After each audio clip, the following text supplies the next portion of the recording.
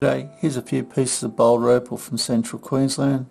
Bit of Koroit type material, 3 pieces probably from up around Winton way.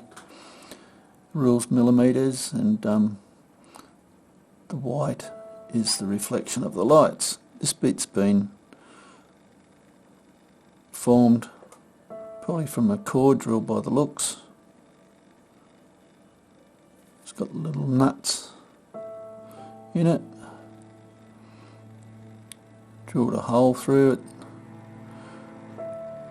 so I'm guessing what you'd need to do is just grind off the bottom here a bit, or you could just leave it natural the way it is, just put a string through it and it's finished pretty well. I think it's fairly polished quite nicely, so it's basically finished. I think this piece, bluey greens, a little bit undulating.